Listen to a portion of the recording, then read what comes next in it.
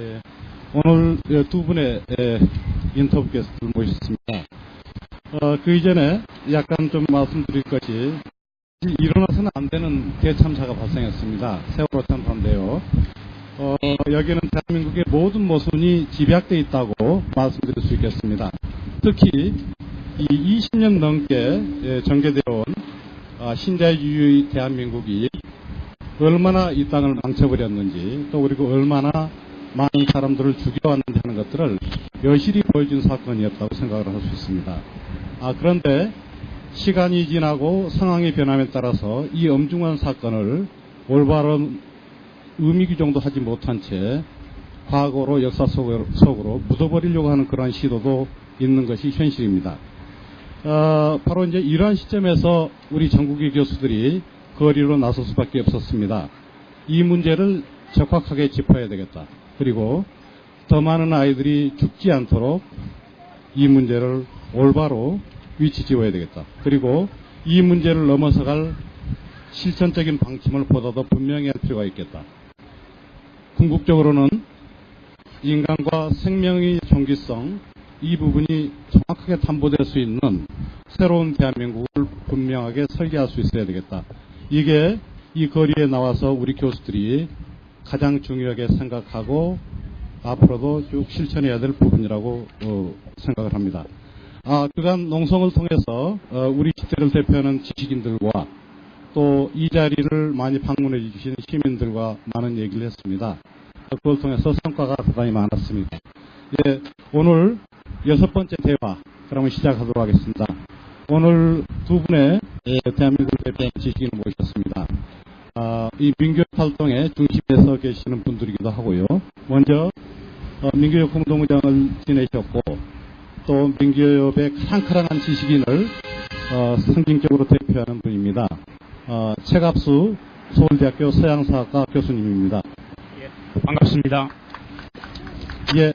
역시 두 번째 분 소개시켜드리겠습니다. 민교협 활동에 가장 선봉에 서 계시면서 또 대단히 유명하신 분입니다. 대한민국을 대표하는 이남 지식인, 우리 조국 기수님 나오셨습니다. 큰 박수로 환영해 주시기 바랍니다. 고맙습니다. 오늘 두 분이 나오신다고 그러니까 우리 언론에서도 아주 관심이 많습니다. 그리고 날씨조차도 호응을 해주는 것 같아요. 어제까지 비도 오고 바람도 치고 그러다가 두 분이 나오신다고 그러니까 날이 아주 환해졌습니다. 조금 더운 게 흠이긴 합니다만은 역시나 두 분을 이 거리도 환영을 해주는 거 아닌가 그렇게 생각을 합니다. 그러면은 오늘 재미난 말꼬리를 한번 풀어보겠습니다. 제가 미리 그 질문지를 드렸는데요. 질문이 조금 복잡한 측면들도 있는데 모든 문답이라는 게 그러지 않습니까? 질문이 아무리 복잡하게 들어오더라도 본인이 그냥 정해진 답이 있으니까 그 정해진 말씀, 본인이 생각하신 말씀 수술을 좀 풀어주시면 되지 않겠나 생각을 합니다. 첫 번째 질문 드리겠습니다. 세월호 대참사가 발생한 지 50여일이 지났습니다. 아직 수습되지 못한 희생자들이 있고 국정조사는 본격적인 진전이 이루어지고 있지 못합니다. 서울대학교 교수님들은 민교협이 중심이 되어서 그간 두 번에 걸친 시국 성명을 발표했습니다. 그리고 언론으로부터도 대단히 많은 관심을 받았습니다. 두 번에 걸친 시국 성명 그 추진한 내용을 간단히 설명해 주시고 그 성명 속에서 어떠한 성과를 거두셨는지 좀 말씀해 주시기 바랍니다. 먼저 최갑수 교수님 말씀해 주시기 바랍니다. 사실 아마 우리 내부 인터넷망에서 그 시국 선언하자고 제안한 게 아마 조국 선생이 제일 먼저 아마 제안하시지 않았나 생각이 드는데, 그 당시에 예컨대 연세대학 교수님들이 이미 시국 선언을 했던 걸로 기억이 납니다. 근데 이제 그게 내용이 뭐 잘못된 내용은 물론 아닙니다. 우리 모두의 잘못이고, 우리 모두 반성하고, 이제 가톨릭에서 좋아하는 메아culpa 하는 이제 내 탓이요 우리 탓이요 하는 얘기였는데 뭐 틀린 말씀은 아니라고 생각은 했습니다만은 어떤 사건이 벌어지면 그 당시에 정부가 결국은 최종적인 책임을 지는 것이고 따라서 책임 소재를 좀 명확히 할 필요가 있었다는 생각을 했고 그래서 여러분들이 이제 일종의 집단지성의 과정을 통해서 성명서를 만들었는데요. 핵심적인 내용은 정부가 특히 대통령이 무한 책임을 지고 그 책임 소재를 가리고 여러 가지 문제점들 지적을 하면서 정부가 결국은 책임을 확실히 져야 되는 거 아닌가. 특히 대통령이 책임을 져야 되고 그렇지 않은 경우는 대통령이 퇴진의 압력도 받을 것이라는 점을 명확히 하고 싶었던 것이고요. 두 번째 토론은 우리 서울대 교수님들 모두의 이름으로 같이 자기 이름을 걸고 하고 싶어서 첫 번째 성명보다는 조금 완화된 내용으로 됐고, 그 당시에는 정부가 성급하게 어떤 취해야 될 조치에 대한 몇 가지 얘기들이 있었습니다. 예컨대 해경을 해체한다든가. 그래서 그 당시 우리로서는 성급한 조치, 성급한 처방보다는 진상조사가 더 중요하고, 유가족들이 참여하는 그런 형태로 진상조사가 이루어져야 된다는 점을 확실히 하고 싶었고, 그런 내용의 초안을 만들어서 서울대 교수들께 돌렸고 206분이 그 당시 서명을 하셨습니다. 그래서 우리가 그렇게 발표한 것으로 알고 있습니다. 발표하고 나서 느낌은 첫 번째 성명서에 대해서는 반응이 꽤 특히 좋았던 것 같아요. 그것은 왜냐하면 세월호 참사와 관련된 짚어야 될 모든 문제들을 다 짚었다고 생각이 됐고, 그것이 어느 정도 세월호 참사와 관련해서 우리 사회의 의제 설정에 역할을 하지 않았나 하는 생각을 하게 됩니다. 예, 고맙습니다. 조국 교수 조금 더 보충해 주시죠. 괜찮습니까? 예. 그러면은 바로 두 번째 질문으로 넘어가도록 하겠습니다. 지금 앞에서 말씀드린 부분하고 쭉 연결된다고 할 수 있습니다. 앞에서 서울대학에서 문제의 본질을 규명하기 위해서 적극적으로 나서주셨다. 그리고 두 번째로는 이 문제와 관련된 책임이 어디에 있는지 책임 소재를 좀 더 분명히 해야 되겠다. 그런 말씀을 해주셨는데, 이번 세월호 문제는 아주 여러 층이 거친 대한민국의 사회적 문제점이 응축되어 있다고 할 수 있습니다. 이 사건에 집약되어 있는 문제점들, 이 부분들을 어떻게 보시는지 말씀해 주시기 바랍니다. 이번엔 조국 교수님께 좀 말씀해 주시죠. 실제 이 세월호 참사가 왜 일어났는가와 관련해서 생각해 보면 일단 세월호 참사가 일어나게 된 배경, 세월호 참사의 시점을 기준으로 보게 되면 그게 왜 일어났는가의 문제가 하나 있고, 그 다음에 구조의 문제, 왜 구조를 못했는가 이런 문제가 있는 것 같습니다. 두 가지를 크게 나눠봐야 될 것 같습니다. 첫 번째 보면 이게 선박회사, 해운조합, 해경, 재난관리 시스템, 정부 정책 이런 문제가 다 섞여 있는데, 일단 원래 출발로 생각해 보게 되면 선박회사라는 기업과 그 다음에 관료와 등등의 결합이라는 게 하나 있을 것 같고, 터지고 난 뒤에 이게 왜 빠른 구조를 못했는가, 우리나라 재난 관리 시스템 자체가 얼마나 문제였는가라고 두 개를 나눠봐야 될 것 같은데요. 저는 이런 생각을 했습니다. 이번 아주 교수로서 생각해 보게 되면 이 세월호 참사의 원인 문제는 사실은 각 분야별로 법이든 법, 행정이면 행정, 사회는 사회별로 정말 석사 논문, 박사 논문들이 계속 나와야 될 주제 같아. 정말 하나하나 미세하게 한번 검토를 해볼 필요가 있다는 생각을 일단 했습니다. 이게 정말 중요한 문제다라는 생각을 했고, 일단 선박회사 같은 경우는 자신의 이윤을 높이기 위해서 불법 개조를 했고, 불법 개조를 하면서 각종 생명과 안전과 관련 규제를 모두 다 어긴 거죠. 그런 것들을 수십 번, 심지어 수백 번 반복을 했는데 전혀 문제가 되지 않았다. 그럼 이거 왜 문제가 되지 않았나 생각해보면, 해운조합하고 해수부가 관리 책임이 있는데, 해수부와 해운조합에서 전혀 신경 쓰지 않고 계속 뇌물을 받았던 또 뇌물을 받지 않았던 관계없이, 사전 뇌물이건 사후 뇌물이건 관계없이 어쨌든 간에 이게 계속 방조되면서 이 배가 이런 상태의 유사한 배들이 세월호 자체는 물론이고, 세월호와 유사한 배들이 이미 지금 우리나라의 삼면에 둥둥 떠 있다는 거죠. 이게 세월호만의 문제는 아니다 생각을 했고요. 그 다음에 이게 이제 더 올라가게 되면 그 정부와 집권 여당의 문제이다. 왜냐하면 이른바 규제 철폐, 규제 완화라고 얘기하면서 규제를 철폐하는 것이 선이고 규제라는 것은 규제는 악이라는 그런 담론들을 퍼뜨렸던 그런 정치 세력에 대해서 책임이 있는 것이고 또 그 다음에 또 구체적으로 내려가게 되면 이런 선박회사 정해진 해운이 낡은 배를 일본에서 사왔는데 그 연령을 늘려줬던 사람들의 책임 역시 이제 올라갈 것 같습니다.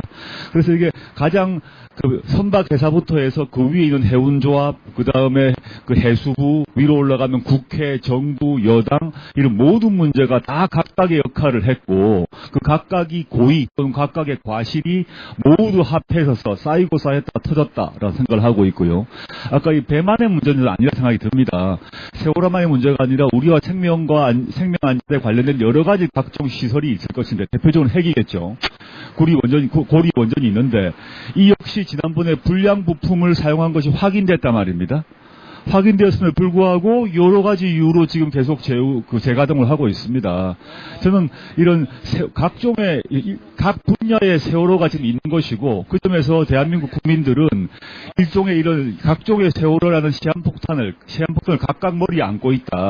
가장 큰 것은 저는 원전에 있다라고 생각하고 있고 그 다음에 왜 이게 그러면 구조를 빨리 못했는가의 문제로 가게 되면 이 시점에 당장 해경과 언딘과의 관계, 그 다음에 해경, 언딘, 그 다음에 군인, 해군과의 관계가 왜 이렇게 엉망진창이 되는가의 문제가 있고, 또 올라가게 되면, 현재 박근혜 정부도 얘기했습니다만, 청와대에 컨트롤 타워가 없다고 했거든요. 그럼 컨트롤 타워를 해체한 사람은 왜 해체했던가, 이런 문제까지 이어져야 되는 게 아닌가. 아주 매우 큰 문제이다. 종합적인 문제이고, 이것들을 어떻게 분석할 것인가는 이번 걸 계기로 각 분야 사람들이 다 하나하나 전공별로 잡아서 깊은 분석을 해야 한다 생각하고 있습니다.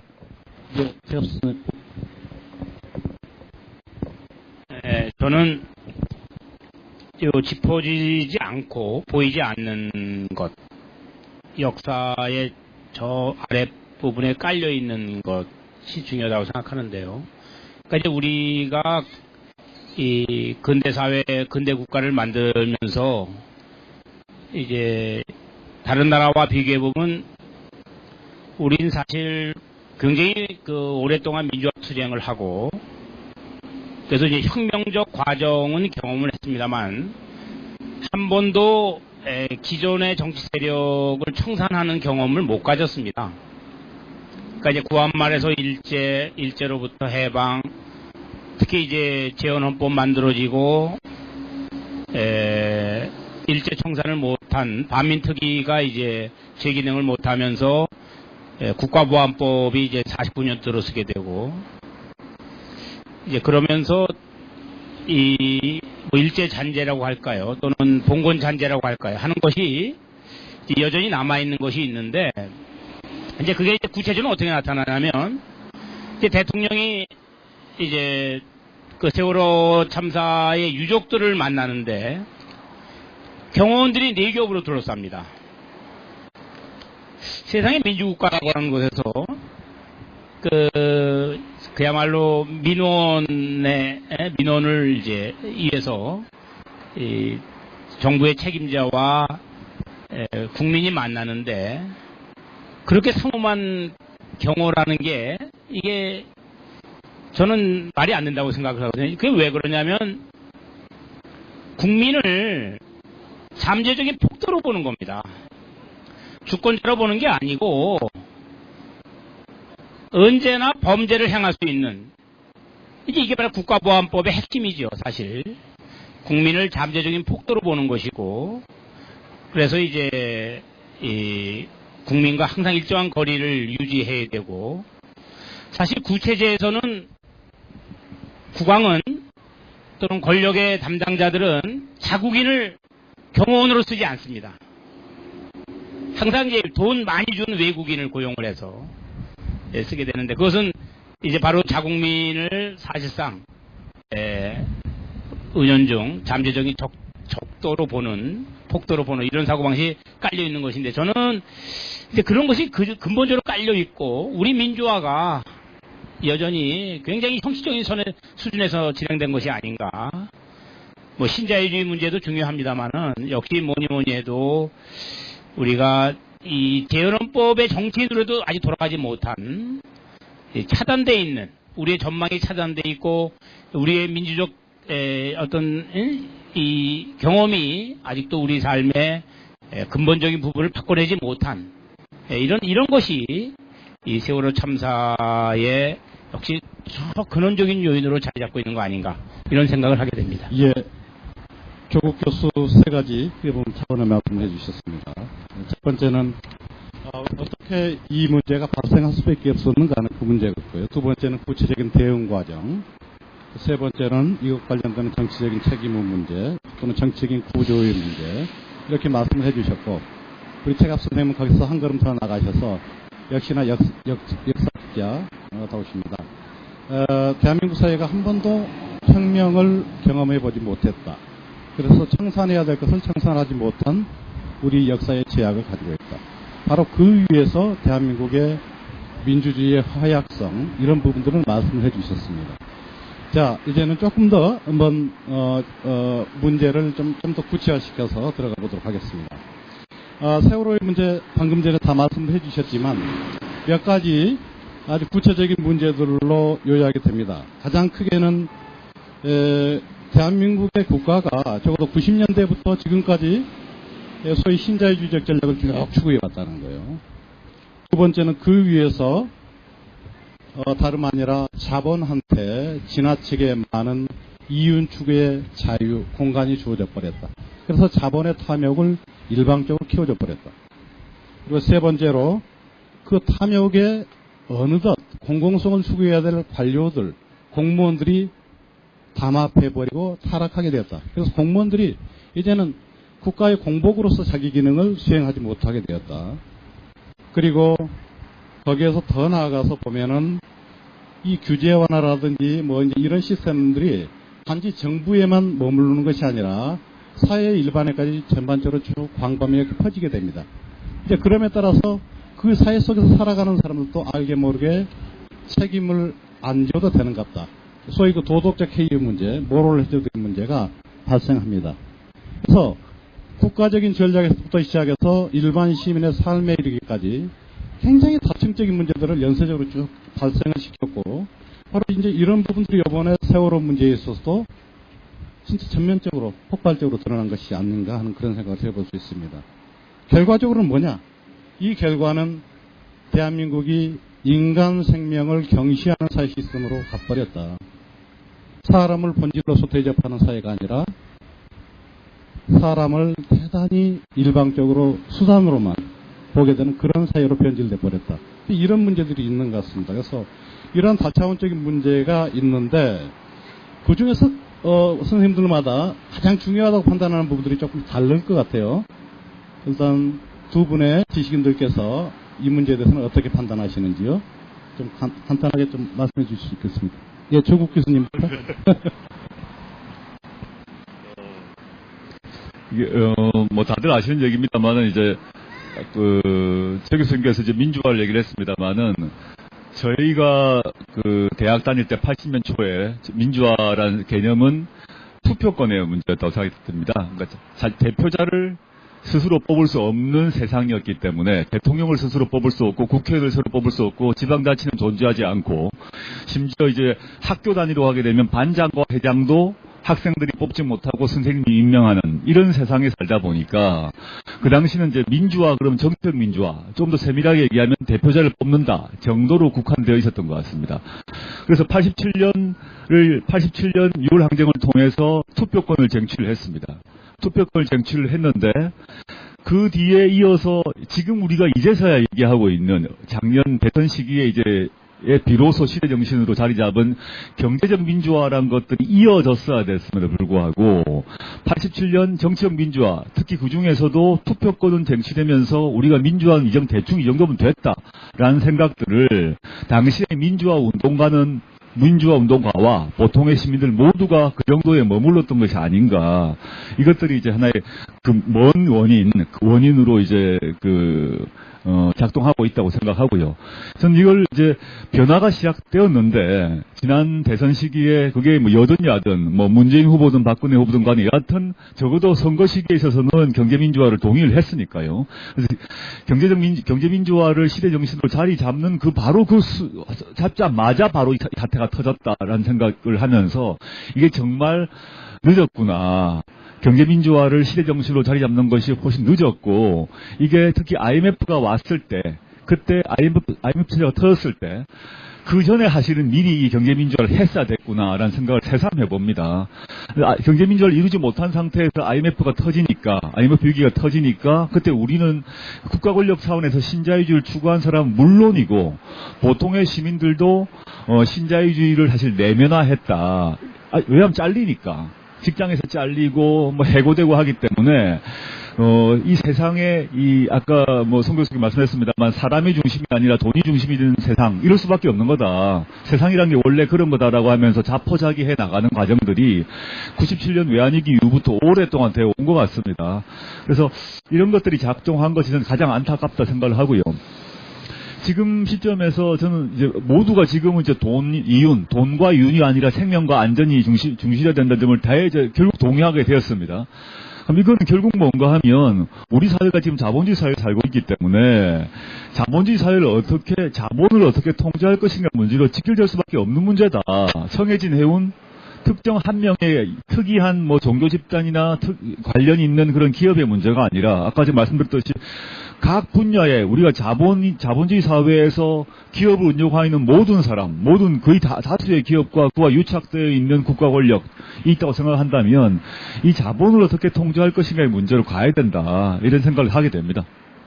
네, 맞습니다. 선생님. 예, 제가 좀 약간 엉뚱한 얘기를 좀 해보겠습니다. 이 역사학을 저는 하는데요. 이제 뭐 여러분 아시겠습니다만은 우리나 일본이나 중국 이제 이 한자 문화권 전 세계 문명 가운데 위대한 문명이 하나입니다만은 아마 위대한 농문명으로서는 가장 위대한 문명이라고 얘기할 수 있습니다. 그러나 이제 우리가 스스로 근대 세계를 못 만들었죠. 우리에겐 불행하게도 이제 근대 사회를 유럽이 이른바 서양이 만들어냈는데 서양이 만들어낸 그 근대 사회의 핵심은 그겁니다. 모든 사람을 자유롭게 하면서 그들을 모두를 노동하지 않을 수 없게 만든 사회입니다. 이게 가장 높은 생산력을 이제 빚어낸 것이거든요. 그러니까 자유로운 임금 노동의 창출. 이게 이제 서양이 만들어낸 핵심적인 물건입니다. 되게 추상적인 걸로 들리겠습니다만은 이겁니다. 자신의 신체는 자신의 것임에도 불구하고 자신의 노동과 자신의 시간은 남과 계약을 통해서 팔 수 있게 되는 것입니다. 기가 막힌 것이죠. 자기는 언제나 자신의 주인인데 이게 이제 근대적 주체입니다. 자신은 자기 육체의 주인임에도 불구하고 임금을 받고 자기 노동과 자기 시간을 판다는 것입니다. 이제 그럴 때 가장 엄청난 왕성한 생산력이 생긴다고 하는 것인데요. 근데 여러분 어떻습니까? 여러분 회사 사장님하고 여러분이 뭐 봉급도 잘 받아요. 그렇지만 여러분이 그 봉급 받는 사장한테 내가 완전한 주인이다, 내가 완전히 자유롭다라고 과연 느낄 수 있는 것인지요. 예컨대 삼성전자에 어떤 다니는 유능한 사원이 있다고 합시다.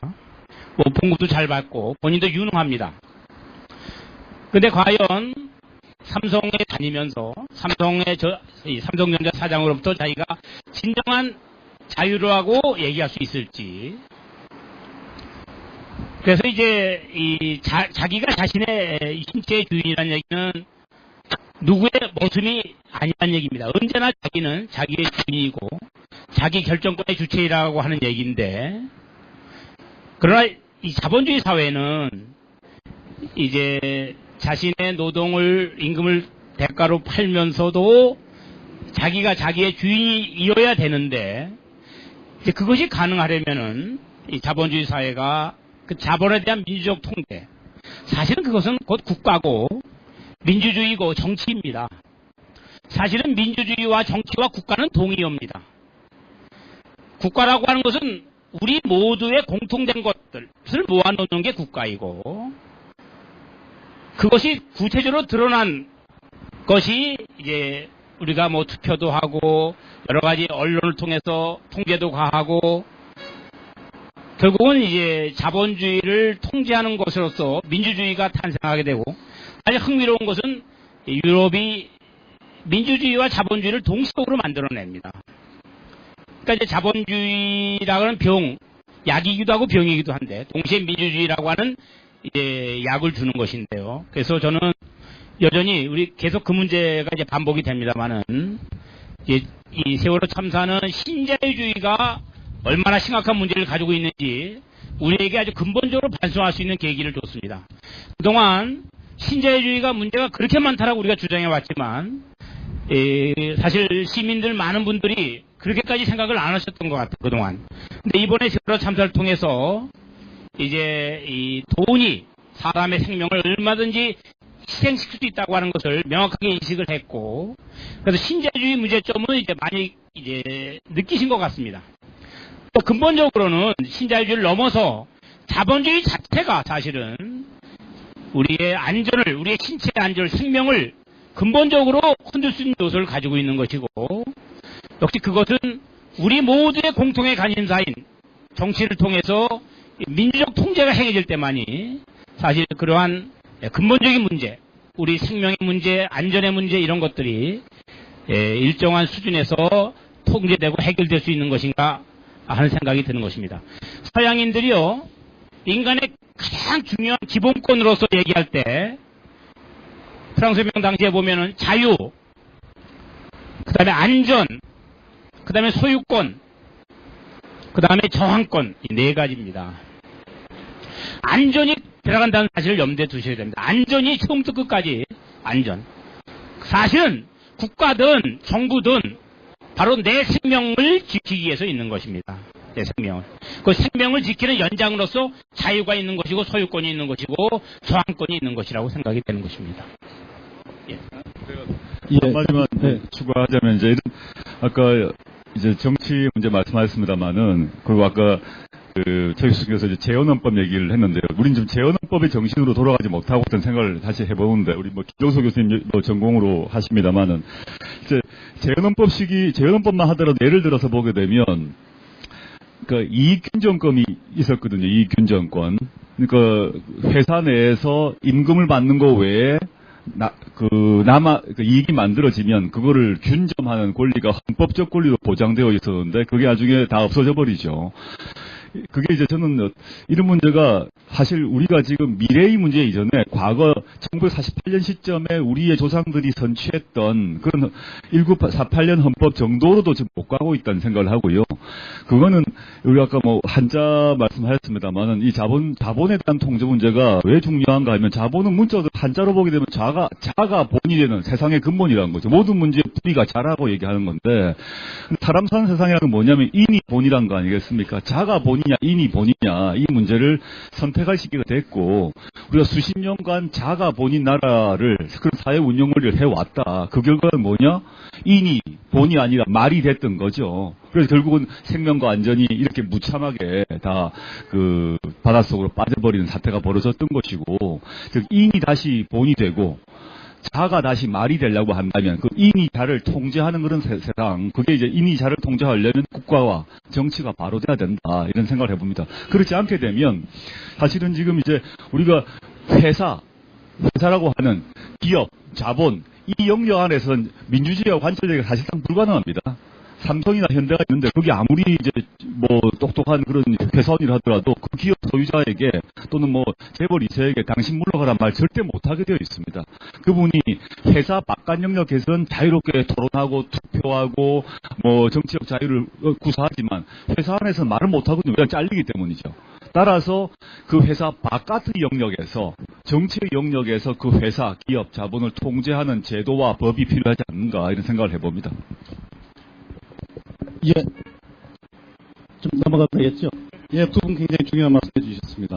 근데 핵심적인 부분은 우리 민주주의의 한계, 형식적 민주주의의 한계, 경제적 민주주의, 실질적 민주주의가 드디어 필요하다는 것을 절감했다. 특히나 자본을 어떻게 통제할 것이냐. 자본을 어떻게 통제할 것이냐. 그래서 자본에 대한 민주적 통제라는 걸 중심으로 해서 국가의 문제, 민주주의 문제, 정치의 문제를 설정을 했을 때 비로소 올바른 방향이 보일 거다는 그런 말씀을 해주신 것 같습니다. 자, 그럼 이제 조금 더 실천적인 문제로 넘어가 보도록 하겠습니다. 이 문제는 어떤 종합적인 해법과 연관되어 있는데요. 먼저 최갑 선생님께 질문 드리겠습니다. 제가 아마 무엇보다 강조했던 것은 안으로부터 혁명이라는 표현을 제가 썼습니다. 그 말은 이제 예컨대 이렇게 말씀드리고 예컨대 이제 지금 지난번에 지방선거가 있었는데요. 뭐 지방선거는 조금 다른 측면은 있습니다. 이제 워낙 이제 뭐 도지사니 이런 데 이제 그 도지사 후보들 놓고 투표하는 부분이기 때문에 이제 꼭 정권적인 차원은 아니겠습니다만 그러나 예컨대 저는 뭐 새누리당도 그렇고 민주당도 그렇고 둘 다 기득권 정당이라고 생각을 합니다. 그러니까 사실 우리 국민들이 이제 제가 아까 말씀드린 그 안으로부터의 혁명, 바꿔 말하면 자기 결정권의 주체로 새롭게 태어나는 것인데 그렇다면은 새누리당하고 민주당을 찍을 사람은 20% 안 된다고 봅니다. 그 정당들은 자본주의 기득권 세력에 투항한 세력입니다. 그 민주당은 뭐 호남의 새누리당이고요. 뭐 두 개를 똑같이 보는 건 너무 심하다고 볼 수는 있어요. 뭐 새누리당은 한 90%가 엉터리고 뭐 민주당은 한 80%가 엉터리인데 근데 사실은 많은 노인네 분들이 이제 특히 이제 박근혜 대통령을 지지를 하고 있지 않습니까? 그분들 중에 정말 계급적 이익에 의해서 박근혜 대통령을 찍는 분들이 있을 수 있어요. 저는 그거 이해합니다. 잘 사니까. 그럼 그 재산을 지켜주는데 박근혜 정권이 도움이 됩니다. 근데 사실 대부분의 노인네들에게서는요.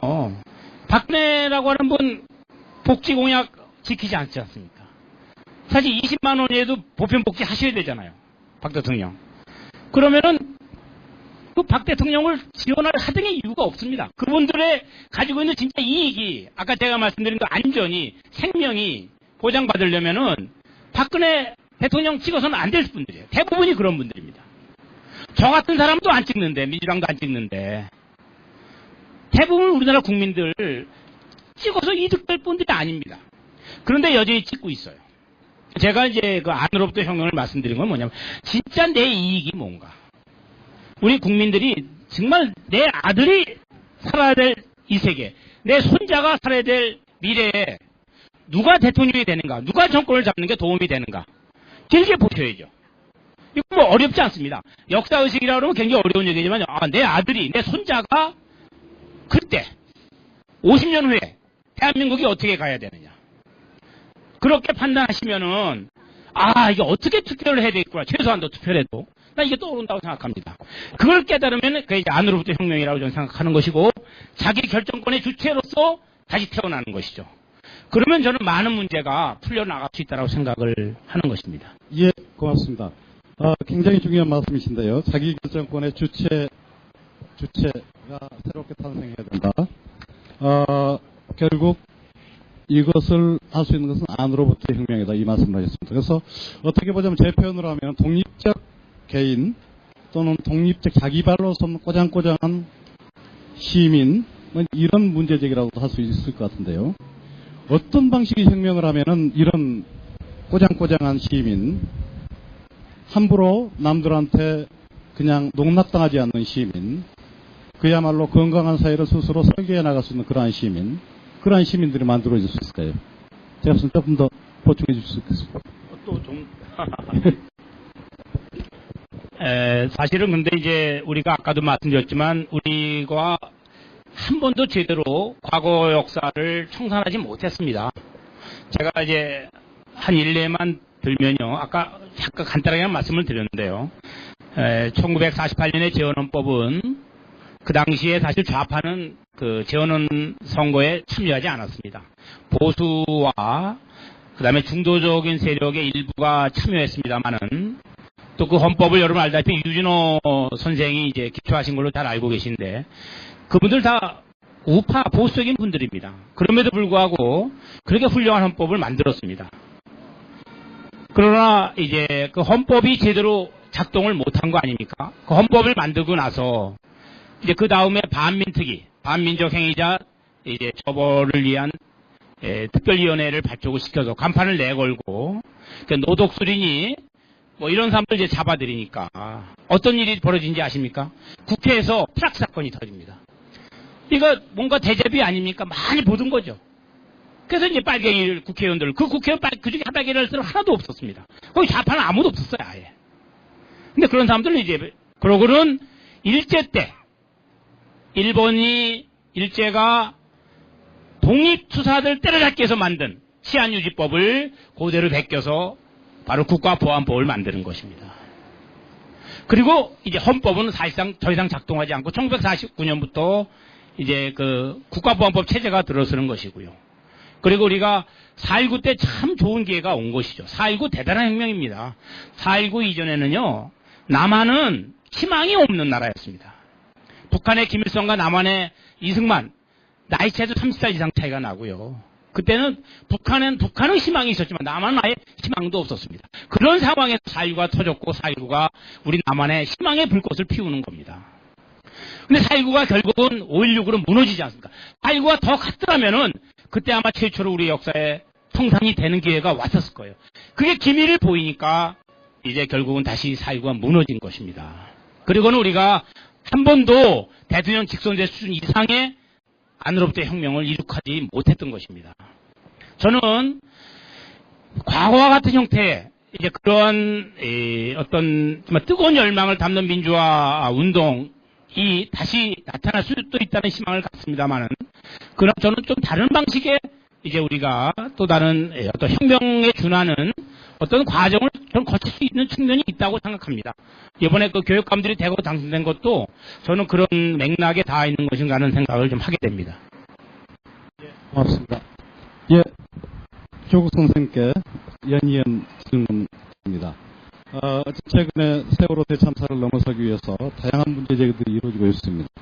근데 법학자, 한국을 대표하는 법학자의 관점에서 세월호 참사에 대한 대안이라고 그럴까요? 이 부분들을 어떤 지점에서 어떻게 짚어나가야 된다고 보시는지 가장 중요한 실천적인 노력의 지점 좀 말씀해 주시기 바랍니다. 그러니까 법과 제도 차원에서 보게 되면 당장은 이 문제에 대한 국정조사가 이제 곧 시작되지 않습니까? 국정조사를 어떻게 철저히 할 것인가의 문제가 남아있는 것 같습니다. 그래서 그건 아까 이제 이 세월호 참사의 원인이 단순히 특정 기업의 문제만이 아니라 그 특정 기업과 관료와 정치인, 그다음에 행정부 등등 모두가 다 관련되어 있는 문제였기 때문에 이것들은 모두 철저하게 검토하는 작업이 하나 당장 필요한 것 같고요. 그 다음에 이제 법률적으로 보게 되면 박 대통령께서도 특별검사제를 하겠다고 하셨으니까 특검을 통해서 수사를 해서 처벌하는 문제가 하나 이제 바로 있는 것 같습니다. 근데 이 두 문제는 오히려 쉬운 문제라고 상대적으로 쉬운 문제다. 이미 합의가 되었기 때문에 문제고, 그 다음 문제는 이제 국회에서 세월호 참사가 일어나게 된 가장 원인은 권력과 이 권경 복합이라고 생각이 듭니다. 권경 복합체. 그리고 사실 정확히 얘기하면 권관경의 권관 경 또는 자라고 할 수 있겠습니다. 이 복합체를 이제 깨는 그런 제도 개혁이 필요한데, 그거는 박 대통령이 말씀한 그 규제가 악이다, 규제가 암덩어리다, 이 생각에 대한 정면 도전일 수밖에 없거든요. 그럼 이 국정기조를 바꾸는 문제라고 생각이 듭니다. 즉 생명과 안전과 관련된 사안에 있어서는 그 이전보다 훨씬 더 규제를 강화해야 된다는 것이고, 규제를 강화한다는 얘기는 자본을, 기업을 통제해야 된다는 얘기 아니겠습니까? 이렇게 특히 생명과 안전과 관련된 각종 기업이든 영업이든 뭐에 관련해든 법을 대폭 강화하는 문제, 규제를 강화하는 법안을 통과하고 그걸 어기게 되면 제재가 강화되는, 그 다음에 이제 이런 법과 제도를 만든 문제와 함께 또 동시에 필요한 거는 그 법과 제도를 만드는 시간이 걸립니다. 일정한 시간이 걸리고 그 다음에 그 시행까지 생각하게 되면 또 시간이 걸리는데 현재의 법령, 법제도 하에서도 지금 아까 말씀한 여러 가지 지금 시한폭탄의 그 초침이 돌아가고 있다고 생각하면 그 법제도 개선 작업과 동시에 지금 당장 저는 청와대 차원에서 문제가 있는 각종 위험 시설에 대한 전수조사, 그 다음에 뭐 이런 것들이 당장 들어가야 된다. 법령 이전에 행정명령을 통해서라도 아까 뭐 고리면 대표적인 고리겠습니다만은 작동을 중지한다거나 또는 뭐 가스든 지하철이건 뭐든 간에 국가와 지방자치단체가 모두 동시에 중앙정부와 지방정부가 지금 새롭게 지방정부가 만들어졌습니다만은 이번 기회에 중앙 차원에서 법과 제도가 법률이 바꾸는 문제와 별도로 그와 동시에 중앙정부와 지방정부가 행정적 차원에서 생명안전 대폭 강화 그 점검을 지속적으로 당장 실시하고 그걸 지속적으로 단기 뭐 1년이 1년 분기는 분기 단위로 점검하고 그것들을 공무원 차원에서는 인사고과에 반영하고 그 다음에 그 여러 가지 방식으로 이것들이 항상적으로 이루어질 수 있는 그런 체제를 빨리 만들어야 된다 생각하고 있습니다. 예, 고맙습니다. 제도개혁의 차원 그리고 한 가지는 제도개혁은 아니라고 하더라도 당장의 위험시설에 대한 좀 철저한 조사가 필요하겠다. 또 거기에 대한 대응 방책 필요하다. 이 말씀입니다. 예, 제가 조금 더. 예, 제가 하나만 더 보충하겠습니다. 지금 여기 보니까 잊지 않겠습니다라고 되어 있는데요. 예, 사람의 기억은 오래 안 갑니다. 기억 신뢰할 수 없고요. 잊지 않으려면 모든 걸 기록으로 남겨야 됩니다. 이제 우리가 여전히 우리가 주인이 아니라고 하는 것이요. 한국 현대사 하는 분들 사료 뒤지러 미국으로 갑니다. 한국 현대사를 하는 분들이 사료가 한국에 없어요. 그건 우리가 지난 50년간 우리나라가 우리의 주인이 아니라는 얘기입니다. 미국이 사실상 한반도의 주인이었다는 얘기입니다. 일제사 당연히 일본으로 가는 거고요. 그 말하면은 이런 거 모든 거 기록에 남겨야 됩니다. 12.12 사태 여러분 잘 알겠습니다만 기록이 없지 않습니까? 전두환 감옥 가뒀습니다만은 그거 그 당시에 합참의장 공간에 수위 경비병이 출입하는 차 기록한 거, 그거 하나 근거뿐이 없었습니다. 마침 최근에 그래서요, 이 세월호 참사와 관련해서 구술학회에서 지금 모든 걸 다 남기겠다고 합니다. 기록으로. 이 영상, 요새는 이제 매체가 워낙 좋으니까. 그래서 이제 우리가 사실은 우리 스스로의 주인이 되는 방식은 우리나라가 근대적 주체가 돼야 되고 우리가 또 근대적 주체가 될 수 있는 것은 정말 잊지 않아야 되는데 이건 제도적으로 기록을 유지할 수 있는 시스템을 갖춰야 됩니다. 제가 잠깐 이제 혁명 얘기해서 저거 합니다만은 프랑스 혁명이 터지자마자 제일 먼저 한 것이 우리가 하는 일을 모두가 알게 하리라. 그래서 국회의원 가운데 2명을 문서고 책임자로 임명을 합니다. 이게 혁명의회가 제일 먼저 취한 조치입니다. 저는 마찬가지로 이번에도 국무회의가 우리나라 중요한 회의들은 다 속기록이 작성이 되고 그것이 다 모든 사람이 열람할 수 있게끔 이렇게 만들어져야 합니다. 이것이 되면은 이미 민주주의가 작동하는 겁니다. 예, 고맙습니다. 계속 달려가시죠. 예, 지금 세월호 대참사는 이번에 6.4 지방선거에서 좀 반영이 됐는데 현 정부의 책임론 이거 대단히 많이 제기될 수밖에 없는 이슈입니다. 현 정부 특히 우리 뒤에 현수막에도 쓰여져 있습니다만은 이 대통령의 책임 문제가 본격적인 아젠다가 지금 되고 있습니다.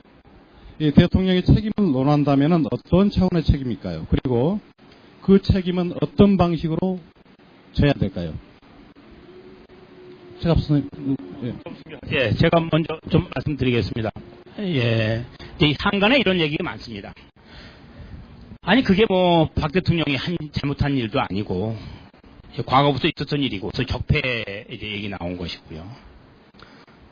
예, 그렇기 때문에 이게 우리 모두의 책임은 되지만, 하필 이 정권이 져야 될 책임이 그렇게 많지 않다. 이렇게 이제 생각하는 분들이 있습니다. 제가 이제 과거로 돌아와서 제 전공 얘기를 좀 하겠습니다. 제가 프랑스 혁명사 전공인데요. 프랑스 혁명이 터졌을 때요, 1989년에 그 혁명의 원인을 정확히 잘 몰랐습니다. 분명히 혁명이 터지고 삼부회가 소집이 되고 막 바스티유가 함락이 되고 나중에는 처음에 그런 건 아닙니다. 나중에는 결국은 왕까지 죽이게 됐는데요. 그래서 이제 공화국이 쓰고 이렇게 되는데요. 그렇게 엄청난 사건은 사실은 그 사건의 핵심에 있던 사람들도 정확히 원인을 모릅니다. 우리가 그 당시 사람보다 훨씬 더 잘 압니다. 그럴 때 우리가 이제 1차적 원인이라고 하는 것이 있고요. 그 다음에 구조적 원인 이렇게 구분을 합니다. 그 1차적 원인은 뭐 그 당시 이제 재정 적자 또는 뭐 루이 16세의 실정 뭐 그 당시 정치 계급의 뭐 무능력 이런 것들을 이제 지적할 수 있습니다. 이제 그것에 대해서는 우리가 두 가지 책임을 묻습니다. 하나는 사법적 책임을 물을 수 있고요. 또 하나는 이제 정치적 책임을 물을 수가 있습니다. 당사자들은 예컨대 이번에 이제 선장은 당연히 사법적 책임을 져야죠. 대통령이 엄벌에 처하라라고 얘기할 필요도 없습니다. 그것은 그냥 재판에 넘겨서 사법적 책임을 물으면 됩니다. 또 거기에 감독해야 될 뭐 해수부 사람이나 해경 사람들 잘못이 있으면 그거는 이제 사법적 절차를 거쳐서 책임을 물으면 되는 겁니다. 직접적인 개인적 책임이 없는 경우에 이제 정치적 책임이라고 하는 걸 우리가 묻습니다. 루이 16세는요, 결국은 구체제에 대한 모든 책임을 지고 결국은 단두대서 죽었습니다. 본인이 다 잘못한 거 아닙니다.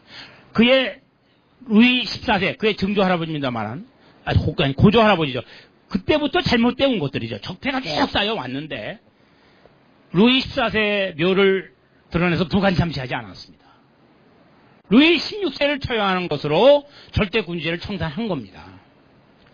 바꿔 말하면 그 당시에 현 담당자가 무한 책임을 지는 겁니다. 그게 정치적 책임의 최고 수위입니다. 그러면 이제 우리 문제로 돌아와 보면은 세월호의 침몰과 관련된 것들은 비교적 추적하기가 쉽습니다. 그것도 이제 아주 근본적인 문제가 있을 수 있겠습니다만.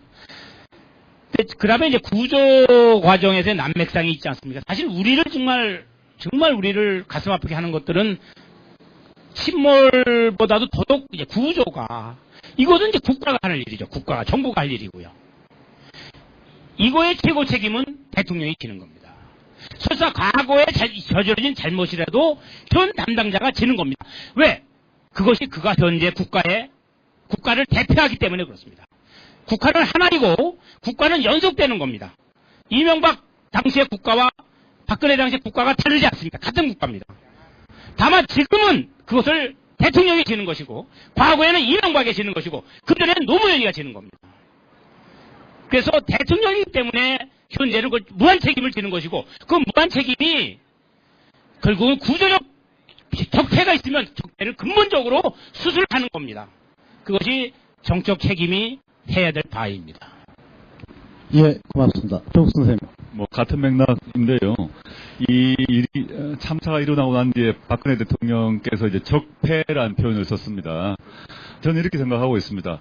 박근혜 대통령 및 박근혜 대통령의 뭐 이른바 종박이라고 불리는 사람이든 또는 새누리당이든 박근혜 포함해서 어떤 박근혜 대통령 자신이 그 적폐의 일부였다는 것입니다. 자기와 관계없는 일이 아니라 그건 단순히 뭐 이제 추상적으로 또는 비유하기 위해서가 아니라 실제 이런 규제 완화 정책, 생명과 안전 관련해서 규제를 풀었던 사람들이 누구냐? 박근혜 대통령을 포함한 박근혜 대통령을 지지했던 정치 세력, 자신이 속한 그 정당, 자신이 투표하고 지지했던 자기들이란 거죠. 그 점에 있어서 명백한 정치적 책임이 있다. 박근혜 대통령은 이 문제는 과거에 일어났던 일이다라고 말할 수 없다는 것이다. 이 각종 규제 완화 정책의 책임을 누가 졌던가? 그건 이번에 박근혜 대통령이 이번에서 이제 최근에 뭐 규제가 암덩어리가 했다는 것 외에 지난 한나라당 시절에 이명박 후보와 경쟁을 벌이면서 당시 박근혜 후보가 주장했던 각종 정책 역시 철두철미한 신자유주의 정책이고 규제 완화 정책이었던 거죠. 그래서 그것의 강도와 범위가 약간 차이가 있었던 것이지, 현재 지금 세월호 참사를 일으키게 됐던 근본적인 생명과 안전이 아니라 돈과 이윤을 우선시하는 각종 정책의 담당자였고 주도자였다는 것입니다. 박 대통령 자신이. 그 점에서 저는 다시 한번 그분이 바로 적폐의 일부였고, 따라서 정치적 책임을 지는 건 당연한 것이고, 그 점을 이번 선거에서 유권자들이 이미 알고 있다 생각하고 있습니다. 그 다음에 두 번째는 참사가 일어나고 난 뒤의 구조의 문제는 누가 뭐라고 그래도 박근혜 대통령 자신의 책임인 것입니다. 지금 일어나고 있는, 지금 구조를 못하고 있는데, 지금 배가 완전 침몰하지 않고 있었던 그 첫날, 왜 그 첫날에 그 후에 한참 뒤에 총동원되었던 국가 자원, 예를 들어서 해경, 해수부, 해군, 민간인 모든 동원령이 왜 그 하루에 총동원되지 않았던가에 대한 책임을 져야 됩니다. 그 뒤로 다 갔거든요. 왜 그날은 배가 아침 8시 반인가요? 그때 소식이 나고 완전히 가라앉기 전까지 하루 동안에 대통령의 지시에 의해 정확히 보고를 받았는가, 이 사태를. 정확히 보고받았다면 어떠한 지시를 하였는가가 확인돼야 한다 생각이 듭니다. 그 하루, 전 침몰되고 난 뒤에 야단법석을 저질러서 지금까지 와 있는데, 가라앉고 있었던 그 하루 동안에 이 사태가 누구에게 어디까지 보고되었고, 그에 대해서 청와대 내부는 무엇을 지시했는가에 대한 문제가 아직 밝혀지지 아니하였다. 이 문제가 저는 매우 중요하다고 생각하고 있습니다. 저는 이번에 밝혀질지, 이번 정부가 끝나고 난 뒤에 대통령 기록물에 밝혀질지, 또는 지난번 이명박 대통령 시기처럼 그 기록 자체가 없어질지는 모르겠으나, 저는 이 사태를 보고를 안 할 수가 없다고 생각합니다. 팽목항원부터 이 사태가 마지막 해경을 통해서 또 여러 가지 정보 네트워크를 통해서 청와대까지 보고될 수밖에 없거든요. 그건 아주 신속하게 보고됩니다. 그 보고 이후에 어떤 지시가 내렸는가에서 모든 것이 초점 맞춰질 것이고, 그 지시가 잘못되었을 것이라 어떤 추정하고 있습니다. 그렇기 때문에 총동원되지 못했다라고 확인되었기 때문이죠. 이 점에 역시 그는 정치적 책임을 반드시 해야 된다 생각하고 있습니다. 예, 고맙습니다. 이대로서 박수 좀 쳐주십시오. 예, 박근혜 대통령 대한민국이라는 국가 시스템의 총책임자입니다.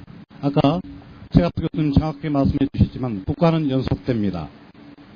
서로 이 정부에서 한 일이 아니라고 할지라도 그 구조적인 국가의 폭력에 의해서 피해를 입었다고 한다면 반드시 그 구조적인 폭력에 대해서 현재의 대통령이 그 당사자가 아니라도 철두철미하게 책임지고 반성하고 거기에 대해서 성찰하는 입장에 설 수밖에 없습니다. 그러나 이번에 적폐라는 말을 쓴 것은 대단히 용어법을 잘못 선택했다고 봅니다. 적폐란 옛날 사람들한테 잘못을 돌리려는 박근혜 대통령의 또 다른 유체화법입니다. 유체이태화법입니다. 자기가 책임이 없다는 겁니다. 그러나 아까 우리 조 교수님 정확하게 말씀해 주셨습니다. 왜 책임이 없습니까? 본인이 규제화의 화신이고 규제를 악으로 밀어붙이고 모든 부분들을 자본 중심으로 편제하려고 했던 책임자 중에 한 사람입니다. 그런 의미에 있어서 이 국가 통치 시스템의 책임자, 가장 정확하게 책임을 져야 되는 위치에 있다고 봅니다. 그 책임의 구체적인 형태는 본인이 조금 더 고민을 해야 될 내용이라고 보고 있습니다. 예, 시간이 그렇게 많지 않으니까 조금 더 달려가도록 하겠습니다. 정치 책임의 문제하고 관련해서요, 이 자리에 앉아있다 보면은 문제제기가 많습니다. 왜 박근혜 대통령만 가지고 그렇게 하느냐? 도대체 규제화나 신자유주의는 박근혜 대통령이 시작했느냐? 바로 이 문제에 있습니다. 역사적으로 이 문제에 거슬러 갈 필요가 있습니다. 박근혜 대통령 국가 통치 시스템의 책임자니까 궁극적으로 자기가 책임져야 됩니다. 그러나 이 이전의 역사 과정과 결부되어 있는 현재 정치 세력이 있습니다. 김대중 정부, 노무현 정부, 소위 신자유주의 정책과 관련해서 얘기를 하면 절대 자유스러울 수가 없습니다. 그 세력의 연장에 있는 분들이 지금 새정치에 나옵니다.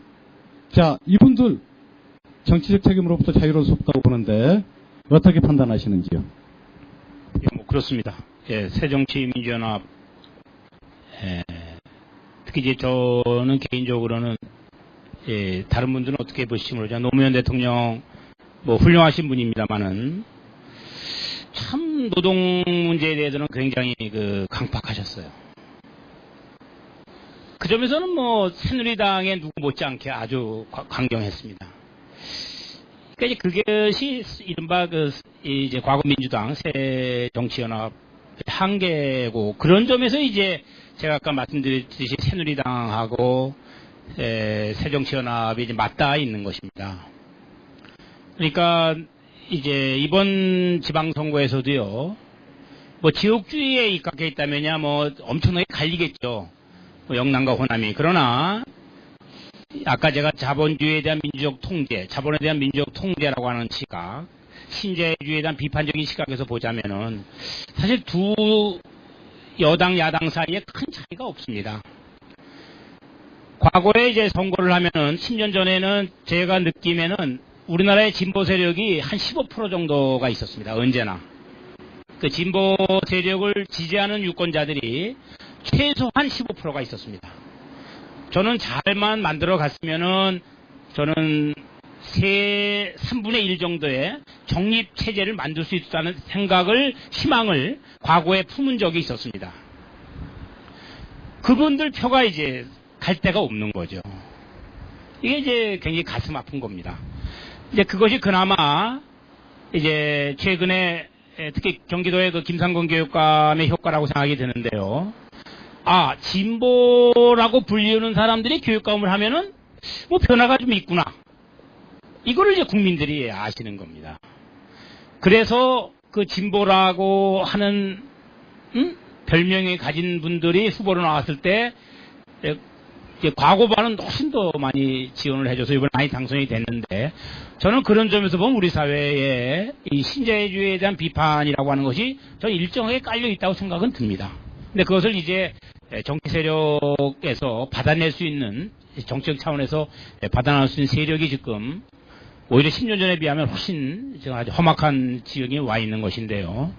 다만 이제 새정치연합에 대해서 바라고 싶은 것은 본인들도 현재의 세월호 참사의 책임의 일부를 명확히 자각해야 되고, 바로 그 연장선상에서 이제 국정조사가 벌어질 때, 아까 우리 조국 교수께서 지적하셨는데, 그 참사가 벌어진 그 침몰되는 그날, 특히 초동에 1시간 40분 충분히 다 구조할 수 있었거든요. 살아있는 시구로요. 근데 그게 안 된 거거든요.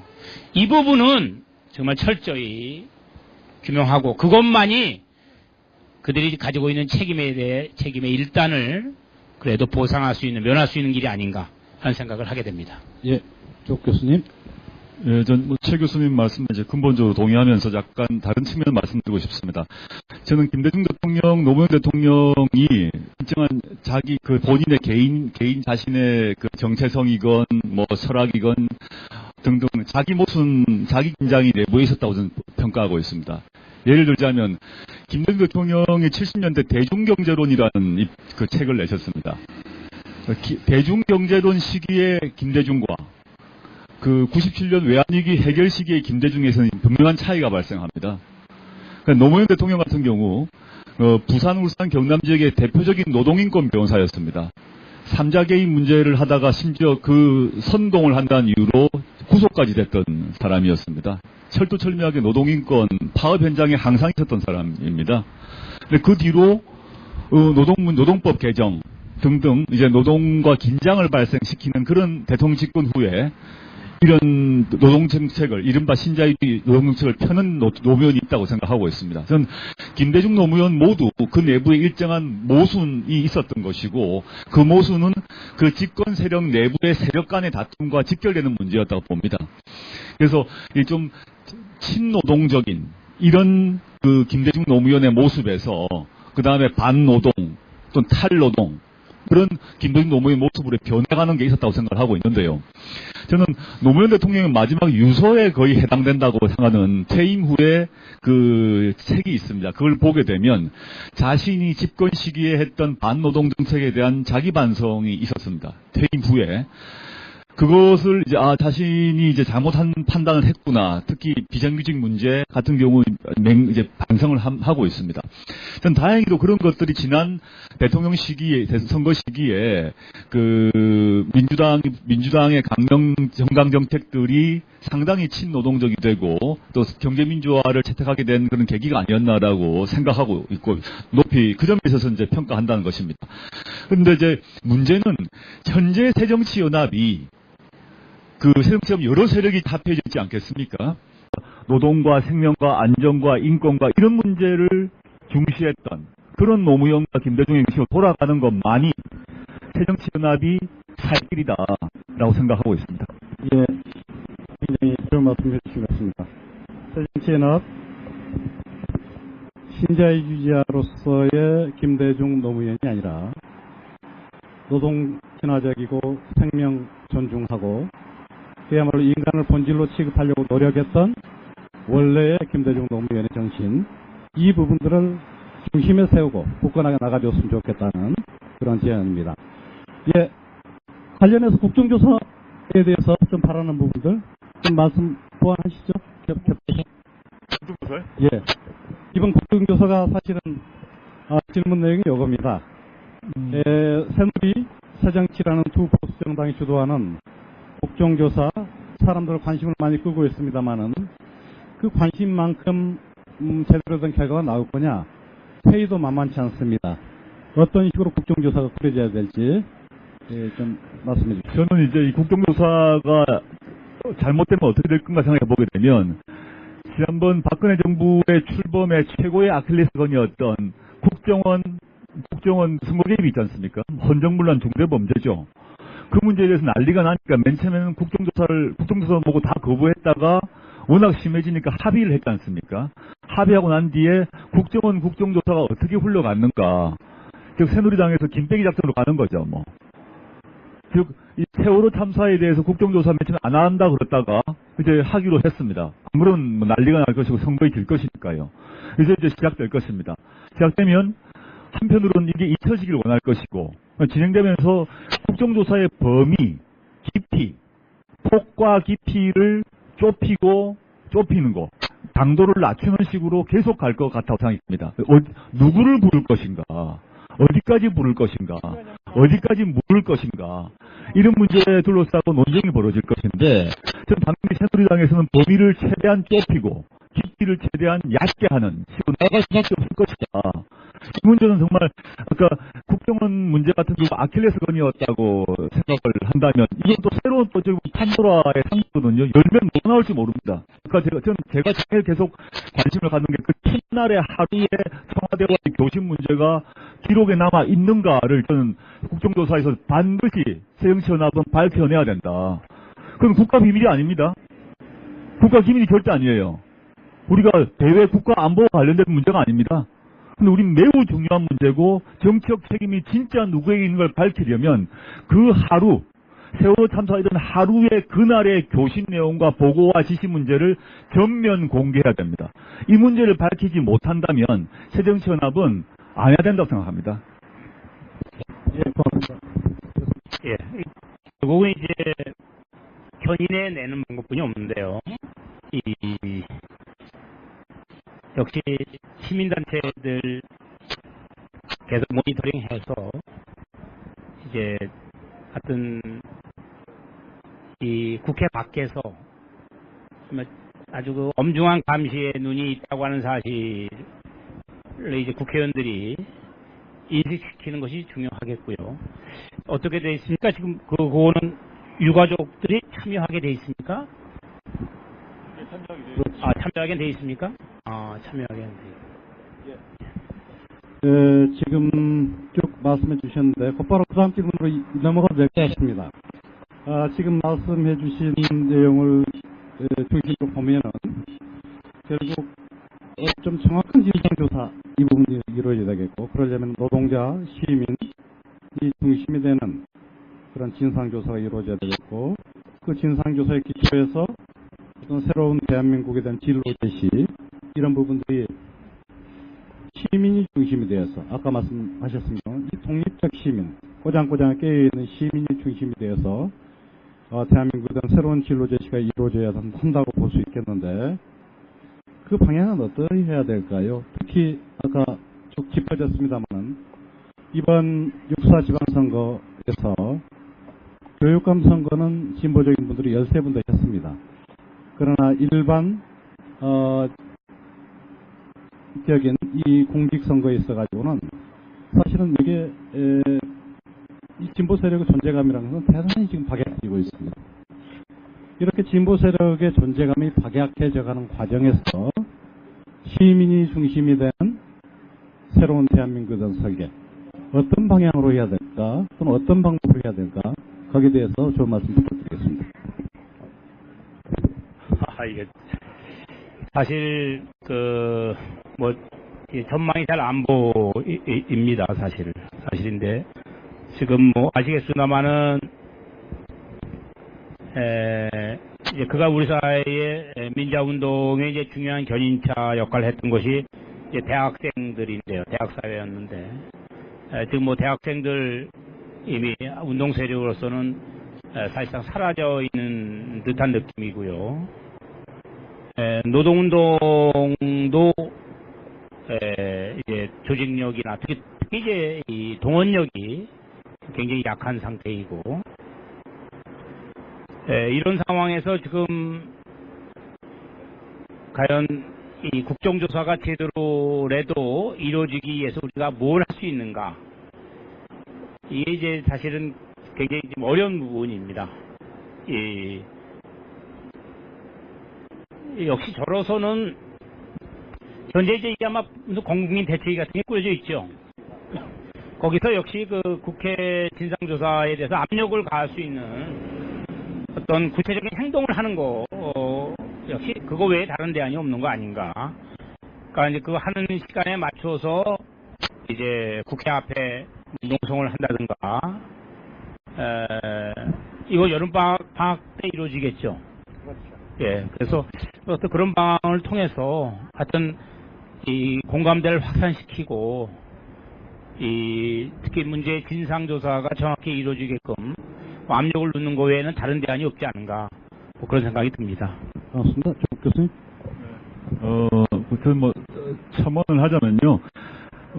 우리가 지금 이제 여기 보면 주체가 민교협 교수노조 학단협다 있지 않습니까?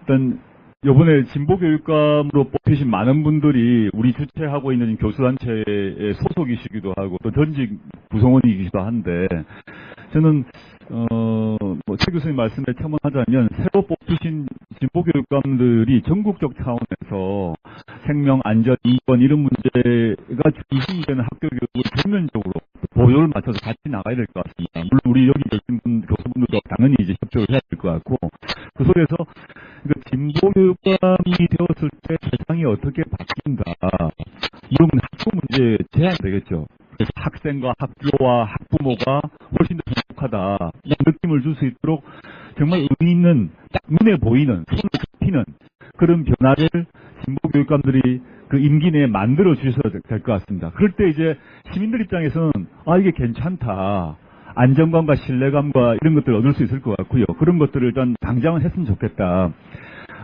지금 이제 요번에 지방자치단체장에서 그 광역 같은 경우는 모르겠지만 기초 같은 경우는 오히려 1번이 훨씬 더 많이 뽑혔거든요. 근데 이상하게도 진보 교육감 같은 경우는 진보 쪽이 거의 압승을 했습니다. 그래서 이것들이 새로운 우리에게 어떤 그런 신호를 보내는 게 아닌가. 그래서 범진보가 되살아날 수 있는 어떤 기반을 만들어줬다, 시민들이.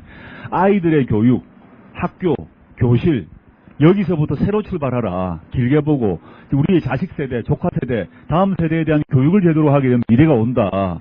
아까 최 교수님께서 몇십 년 뒤를 아까 어떻게 할 것인가 말씀하셨습니다만은 그걸 딴 게 아니라 지금 우리가 뽑아둔 진보교육감과 그분들을 지지하는 교수, 학생, 시민, 유권자분들이 학교를 바꾸는 작업들을 해 나갈 때 우리 미래가 밝은 미래가 오지 않을까 이런 생각을 해봅니다. 네, 고맙습니다. 최갑수 교수님 시민단체, 그리고 조국 교수님 교육의 중요성 말씀해 주셨는데요. 교육 말씀하시니까 제가 한 말씀 드리겠습니다. 제가 김상훈 교육관님 모시고 경기도 교육은 좀 바꿔보기 위해서 꽤나 지금까지 시간을 좀 투자를 많이 했었습니다. 그래서 한 5년 정도 했었는데요.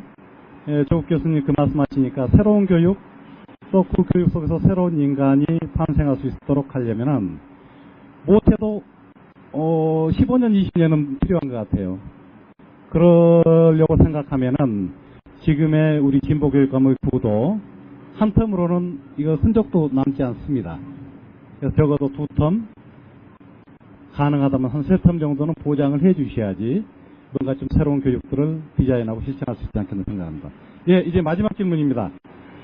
최근까지도 세월호 대참사 거기에 대해서 수습이 이루어지고 있지 못합니다. 따라서 사고 수습이 가장 먼저 우선돼야 된다는 입장도 있고, 또 한편으로는 이제는 좀 더 본질적인 문제를 터치해 가면서 실천적으로 지금 당장에 필요한 문제들을 더불어서 같이 풀어나가야 되는 거 아닌가 하는 그런 문제제기도 있습니다. 향후에 이 세월호 대참사의 명확한 원인 규명과 대한민국의 대전환을 위해서 이 두 분 선생님께서 지금까지 쭉 말씀하셨지만 혹시 더 못하신 말씀이 있다고 한다면 마지막으로 가장 중요하다고 좀 강조하실 부분들을 좀 말씀해 주시기 바랍니다. 예, 부탁드리겠습니다. 이번에 세월호 참사 과정에서 아마 저만이 아니고 여러분이 느꼈을 것입니다만은 그 교사분들이 굉장히 참 건강하신 분들이구나. 우리 사회의 희망을 볼 수 있는 중요한 단초 중에 하나가 바로 그 선생님들이셨습니다. 선장은 배를 포기를 하고 나왔음에도 선생님들은 애들을 포기하지 않으셨고, 그만이 아니고 사실 제가 이번 이제 세월호 참사와 관련해서 추모시 내지 애도시가 모아보니까 제가 지금 한 20여 편을 모았고요. 그 위에도 나온 거 보니까 한 30여 편 나왔습니다. 그 언론에 나온 것만 해도. 그 가운데서 가장 잘 쓴 시도 저기 고성중학에 계신 분인데, 권혁서라고 하는 분인데요. 제가 놀랐습니다. 이런 분들이 교단에 계시고, 그래서 우리 사회가 그래도 이런 정도 유지될 수 있는 토대가 있는 거 아닌가. 저는 사실은 이렇게 엄청난 비극적 사태를 경험하면서도 희망을 물론 가지고 있습니다만은, 왠지 모르게 대학은 점점 작아지는 것 같다는 느낌을 많이 받습니다. 대학은 전문성이라는 이름으로 이 한국 사회에 대한 고민이 많이 약해지고 있고, 국제적 경쟁력이라는 이름 하에 우리 사회에 대한 책임을 대학은 점점 방기하고 있는 것이 현실입니다. 그래서 저는 역시 근본적으로는 초중등 교육만이 아니고 대학 교육 굉장히 중요하고 대학이 굉장히 중요합니다. 그래도 우리 사회가 해방 이후 그 어려운 속에서 절망 속에서 이 정도 만들어낸 것은 역시 뭐뭐 해도 교육이고요. 그리고 초중등 교육, 대학 교육이었고, 또 그 엄청난 대학생들의 민주화 투쟁의 희생 위해서 우리가 여기까지 온 것인데, 신자유주의 광풍이 정말 지금 가장 참혹하게 벌어지고 있는 것이 대학입니다. 여러분들이 이제 아시는 대학, 여기 시민들 여러분이 계신데요. 대학은 정말 현실이 아주 절박합니다. 심지어는 우리 기초학문 같은 경우에 국내에서 재생적 학문적 기반이 있을까 하는 이런 두려움도 느끼게 되고요. 그래서 아마 이 사회에서 느끼는 대학과 대학 안에서 느끼는 것이 이제 매우 다른데요. 그래서 저는 이제 지금 진보교육감이 이제 우리가 어느 정도 우리의 희망을 이제 얻을 수 있는 또 가능성의 하나라는 생각을 하게 됩니다만은, 역시 저는 이 대학이 이제 거듭해 나와야 되는데, 그래서 이런 부분들 이제 우리 민교육 더 끌고 나가고, 저 그거에 대한 다짐을 이번 기회에도 한번 또 하게 됩니다. 예, 고맙습니다. 조국 교수님. 이미 다 말씀드렸습니다만은 저는 이번 세월호 참사가 왜 일어났는가는 우리나라의 그 자본과 권력과 행정부가 각 이 복합된 진짜 적폐, 박근혜 대통령까지 포함한 그 세력을 포함한 적폐가 쌓여서 터진 건데 그 해결 과정을 보게 되면 실제 통통배를 끌고 온 어부들이 더 많이 건졌다는 거 아니겠습니까? 그리고 자원봉사자가 와서 더 많이 노력을 했던 것이고 그 뒤로 또 선거를 통해서 수많은 주권자들이 심판을 했다고 생각합니다. 그 점에서는 희망이 있다고 생각하고요. 근데 이 힘을 문제는 이제 모아야 될 것 같습니다. 시민들의 힘들을 모아나가는 것은 모아서 정치를 바꾸고 법을 바꾸고 제도를 바꾸는 것이고 그 요체는 사실은 지난 대선 시기에 모두 확인되었던 경제민주화라고 생각하고 있습니다. 경제민주화 요체는 뭐냐면 자본에 대한 통제거든요. 그거를 일찍 이루지 못했다. 훨씬 전에 이루었었더라면 이런 일이 안 일어났을 거 생각이 듭니다.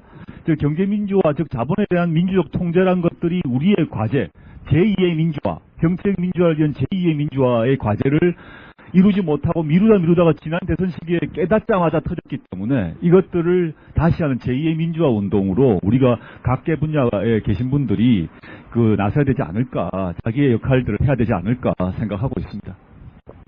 예, 고맙습니다. 긴 시간 동안 진짜 우문의 현답. 제가 물론 질문은 드렸습니다만 기대하지 못한 본질이 살아있는 이런 말씀들을 해주신 것 같습니다.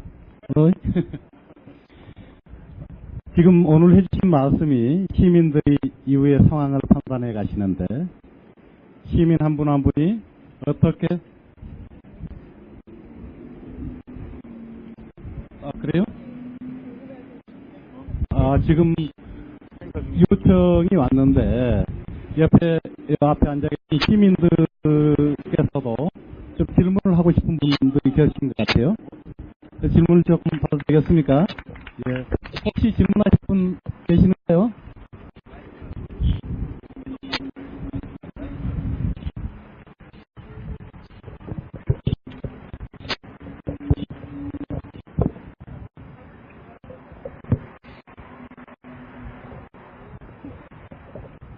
아니에요? 아니시면 예, 아니면은 예. 질문 있으세요? 저 서울 시민인데요. 지금 오늘 잘 들었습니다. 저희가 질문하고 싶은 거는 아까 자본에 대한 통제를 말씀하셨는데, 그러니까 어떤 자본주의라고 하는 것이 결국은 어떤 우리의 자본주의라는 시스템 때문에 많은 정당성을 혹은 옳다라고 하는 것을 부여하는 느낌이 있거든요. 그리고 그렇다면 과연 우리가 자본주의 시스템을 그대로 두고서 결국 우리가 무엇을 할 수 있을까라고 하는 부분. 근데 그 부분에 대한 근본적인 부분에서는 기저에 대다수의 국민들이 어떤 이념적, 정치적 그런 문제보다도 사실은 먹고 사는 문제라고 하는 것이 큰 부분인데 그것을 어떻게 해결할 수 있는지, 그리고 자본에 대한 그런 부분들에 대해서 말씀하신 개혁들이 어떻게 이런 공감을 불러일으킬 수 있는지에 대해서 좀 질문 드리고 싶습니다. 예. 최갑수 교수님께서. 자본주의가 이제 먹고 사는 문제입니다만은 사실은 이제 우리 삶이 자본주의에서 다 통제되고 있는 건 아닙니다. 근데 이제 물론 과거에 비하면은 이제 지금은 우리가 거의 자본주의에 노출돼 있죠. 그러니까 이제 이를테면 이제 사람의 일상생활 물명이라고 하는 것이 과거에는 거의 이제 자기가 쌀도 키우고 이런 소위 자가경제에 의해서 됐죠. 지금은 아마 인구의 거의 대부분이 이제 임금 노동에 의해 의존해서 먹고 살 수밖에 없고, 그래서 자본주의가 우리 사회 구성원들을 이제 거의 완벽하게 이제 포섭해내고 있습니다. 이런 경우에 이제 자본주의를 문제 삼는 것은, 자본주의를 근본적으로 문제 삼는 것은 자본의 소유를 문제 삼는 겁니다. 이제 그렇게 되면은 이제 그거는 이제 사회주의의 문제가 되는 것이고요. 그거는 경제를 편성하는 방식이 기본적으로 달라지는 겁니다. 왜냐하면 예를 들면 기업이나 이 소유주가 바뀌는 것이니까요. 어떤 특정인으로부터 사회든 국가든 조합이든 이렇게 넘어가는 것인데, 그것이 아니고 이제 자본의 소유 문제를 건드리지 않고 이제 자본에 대한 민족 통제가 얼마든지 가능합니다. 그러니까 예컨대 스웨덴 같은 경우는 그 자산의 불균등은 자산의 불평등은 엄청나거든요. 아마 우리보다도 더 심한 것 같아요. 스웨덴 같은 경우. 그러나 문제는 이제 그 소득에다가 이제 세금을 통해서 조절을 하는 것이죠. 그래서 그것을 이제 실질적으로 그 소득을 그대로 인정해주면은 이제 소득의 불균형이 워낙 심하니까 국가가 많은 부분을 세금을 걷어들여서 그것을 이제 다시 복지라고 하는 형태로 되돌려줘서 국민들이 개인적인 수준에서 제가 처분할 수 있는 가처분 소득이 될 경우에는 훨씬 더 평등하게 될 수가 있죠. 그러니까 기존 소유제는 인정하면서도 세금을 통해서 국가가 기존의 불평등 구조를 개선할 수 있는 여지가 있는 것이죠. 그렇게 되면은 이제 많은 사람이 임금에 의존하면서도 자기가 기업주 눈치 안 보고 자기 휴일에 자기가 얼마나 자기 생을 영위할 수 있고 선거할 때 자기가 개인적인 판단에 의해서 투표할 수 있고 이렇게 되는 것이죠. 그러니까 우리가 지금 오늘 여기서 얘기한 그 자본에 대한 민족 통제는 소유권의 문제를 제기하지 않고서도 우리가 할 수 있는 부분이 굉장히 많이 있는데 지금 못하고 있다는 얘기예요. 예컨대 이런 겁니다. 구체적으로 들어가면 법인세 문제가 있습니다. 여러분들 삼성전자가 엄청난 우리나라 최고 부자입니다. 이 벌어들이는 게 10조 원이 넘지 않습니까? 그러면 이제 당연히 삼성전자가 그거 물건을 팔아서 돈을 버는 것이고 삼성전자가 혼자 돈을 벌 수 있는 게 아니거든요. 남이 있기 때문에 돈을 버는 것입니다. 삼성전자의 사장들은 그 노동자들이 노동을 해주기 때문에 돈을 버는 것이고 또 삼성전자는 많은 소비자들이 있어서 이제 돈을 버는 것이죠. 또 그것 때문에 이제 삼성전자는 법인세를 내는데 우리나라 법인세 최고세율이 1970년대에는 55%였습니다. 여러분 지금 우리나라 법인세율 최고세율이 몇 프로인지 아십니까? 22%입니다. 굉장히 낮아졌어요. 뿐만 아니라 실제 근데 최고세율이 22%인데 물론 삼성전자는 워낙 그 수익이 높기 때문에 최고세율을 다 내야 됩니다. 근데 실제로 얼마 내고 있냐면 이거 실효세율인데요. 그게 지금은 아마 13% 정도입니다. 왜냐하면 자꾸만 세금 감면을 해줘요. 정부가. 그러니까 이 기업한테 유리한 세제를 적용해 주는 것이죠. 그러니까 일반 월급쟁이들은 여러분 아시다시피 유리지갑인데 기업은 굉장히 많은 혜택을 보고 있는 겁니다. 그래서 최고세율이 22%인데 실효세율은 13%뿐이 안 됩니다. 불과 9% 그러나 이게 엄청난 돈입니다. 그렇게 되면은 이제 복지 비용을 쓸 수가 있는 것이고 우리 사회가 훨씬 건강해질 수가 있는 것이죠. 세금 문제 말씀하시면 다른 거 하나만 말씀드리겠습니다. 그러니까 지금 뭐 우리가 말하는 복지국가, 뭐 스웨덴이건 독일이건 하나만 예를 들자면 벤츠가 있고 볼보 회사가 있으면 우리는 현대자동차가 있지 않습니까? 그 구조가 다른데요. 우리식으로 얘기하자면 그 볼보나 벤츠의 이사회에 그 회사의 이사회에 의무적으로 노동조합 표가 이사로 들어갑니다. 그게 이제 이른바 산업민주주의가 관철되는 거죠. 우리 같은 경우는 노동자는 그 의사결정에 참석을 못하지 않습니까? 즉 회사 내에서도 노동자들이 최고결정기구에 들어갈 수 있는 구조가 만들어지는 것도 하나의 통제 방안이다 생각하고 있습니다. 예. 세금 문제도 중요한데 우리가 자본주의를 하면서 그다음에 자본주의 여러 가지 그 문제점들에 대한 제도를 방지할 수 있는 거 다 가지고 있어요. 우리나라도. 근데 그걸 실행에 옮기지 않아서 그렇습니다. 예컨대 뭐 순환출자제 우리가 금지하고 있습니다. 그러나 한두 개 업체, 대기업 누구라고 말은 안 하겠지만은 그 한두 개 업체 때문에 순환출자제를 지금 현재 즉각 시행을 못하고 즉각 시행에 옮기지를 못하고 있는 거고요. 또 다른 하나는 금산분리가 우리가 분명히 금융위원회나 공정위원회 다 있습니다. 이제는 금융위원회 거는 완전히 뭐 없어진 상태였고 공정거래위원회만 남아 있습니다. 근데 이게 이제 이거마저도 없애려고 하고 있는 것이죠. 그러니까 금산분리가 안 되는 쪽으로 지금 가고 있는 그런 방향이고 지금 아시다시피 그다음 우리나라의 가장 큰 문제가 시장의 공정성 문제가 없는 건데 계열사민주주의가 있습니다. 근데 이거 지금 불법이거든요. 근데 이런 걸 감독해야 될 기구들이 이제 공정거래위원회 같은 것인데 아시다시피 관폐화 문제가 워낙 심각하기 때문에 자기들 동료들이 가서 이제 거기 직장을 잡고 그런 사람들 통해서 감시를 소홀히 하게 하고 이러니까 그런 것들이 제대로 된 시장이 지켜지지가 않는다는 것이죠. 그러니까 우리가 자본주의를 하더라도 제대로 된 공정한 이런 그 시장 체제를 유지하지 않기 때문에 또 그러한 법제도가 있는데도 불구하고 시행을 하지 않거나 혹은 감시를 하지 않는 이런 뭐 밀어주기 뭐 이런 문제 때문에 발생하는 거라고 보시면 되겠습니다.